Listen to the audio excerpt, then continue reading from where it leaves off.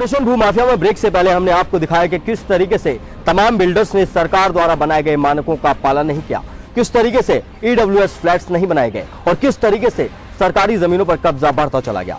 लेकिन अब हम आपको दिखाते हैं वो हकीकत जो सरकार के प्रशासनिक तंत्र की हवा निकाल देती है। जी हां, निगम की 715 हेक्टेयर जमीन है देहरादून में, जिसमें से 365 हेक्टेयर पर भूमाफियाओं का कब्जा है और जो जिम्मेदार अधिकारी हैं वो सिर्फ बयानबाजी करते ही नजर आ रहे हैं। आइए आपको दिखाते हैं हमारी ये रिपोर्ट।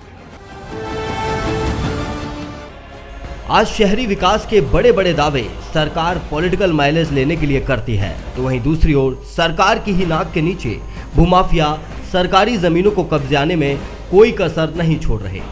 कानून और सरकार की नाक के नीचे ही ये भूमाफिया लगातार अपना दायरा बढ़ाते जा रहे हैं।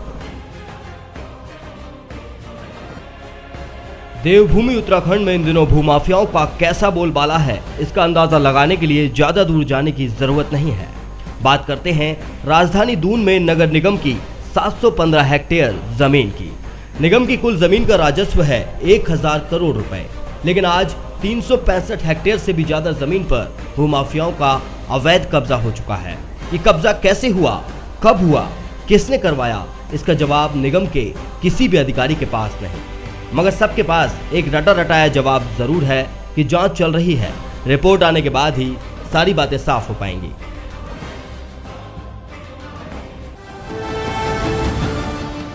नहीं, हम लोगों ने अपना एक सर्वे कराया था और उस सर्वे में निकल के आया था कि 715 हेक्टेयर भूमि नगर निगम की है, जिसमें लगभग 350 हेक्टेयर भूमि भी हमारे पास है, बाकी कहीं ना कहीं किसी न किसी रूप में लोगों के कब्जे में है। तो ये बात सही है, ये मेरे रिकॉर्ड में आया है। अपना दूसरा कार्यकाल पूरा करने जा रहे देहरादून के मेयर विनोद चमोली पर भी सवाल उठने लाजमी हैं, क्योंकि एक जांच रिपोर्ट को आने में 7 साल कैसे लग सकते हैं, 5 साल कैसे लग सकते हैं। अगर इसी तरह अवैध कब्जों की जांच सालों तक चलती रही तो आखिरकार कब्जाई हुई ज़मीन कैसे वापस मिलेगी। ऐसे में इस बात की क्या गारंटी है कि निगम की और ज़मीन पर कब्जा नहीं होगा। निगम का जिम्मा संभाले मेयर साहब को काफ़ी साल हो चुके हैं, लेकिन ज़मीनों पर कब्जा लगातार बढ़ता गया।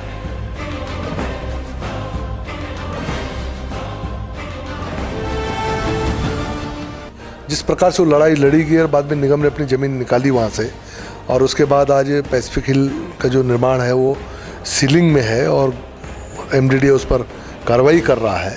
सरकार भी अब साथ में खड़ी दिखती है। लेकिन ये बात सही है कि उन लोगों ने जो नगर निगम की ज़मीन थी उस पर अपना बैक सेटबैक दिखाकर अपना नक्शा पास कराया और उस पर निर्माण भी हुआ।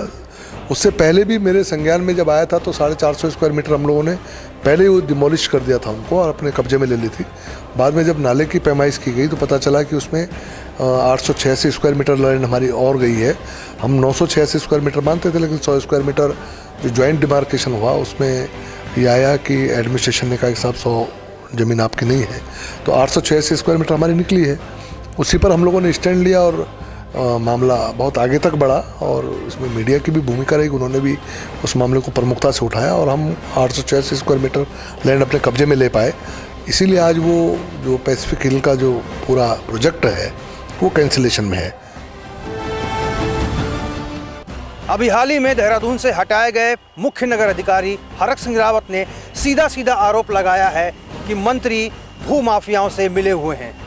आखिर इसकी जांच कब होगी, कौन करेगा, रिजल्ट कब आएगा और क्या कनेक्शन है नेताओं का भू माफियाओं के साथ। केबीसी न्यूज की इस पड़ताल ने सरकार और प्रशासन का वो नकाब उतार कर रख दिया है जिसकी आड़ में भूमाफिया देवभूमि में तेजी से पैर पसार रहे हैं।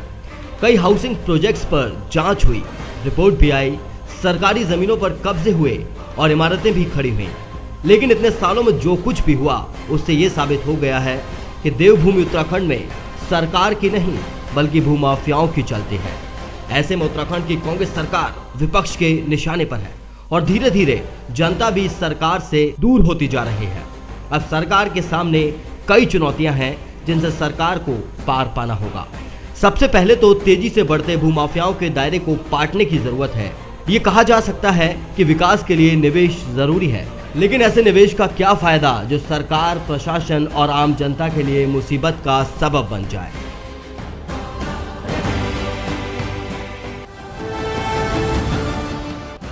तो हमने आपको दिखाई वो सारी हकीकत जो उत्तराखंड में भूमाफियाओं के पैर पसारने की गवाही दे रही है। जी हां, सच तो यही है, लेकिन सरकार को इस सच को समझना होगा। सरकार को समझना होगा कि भूमाफिया तेजी से पैर ना पसारें, सरकारी जमीनों पर कब्जा ना करें, और अगर कब्जा करें तो उन पर कार्रवाई हो। हमारा मकसद सनसनी फैलाना नहीं, हमारा मकसद है सरकार को जागरूक करना, ताकि सरकार जागरूक हो सके और जो सरकारी जमीन है वो भूमाफियाओं के चंगुल से बच सके। अगली बार फिर हम आपके लिए लेकर आएंगे उत्तराखंड से कुछ और स्पेशल। आप देखते रहिए केबीसी न्यूज।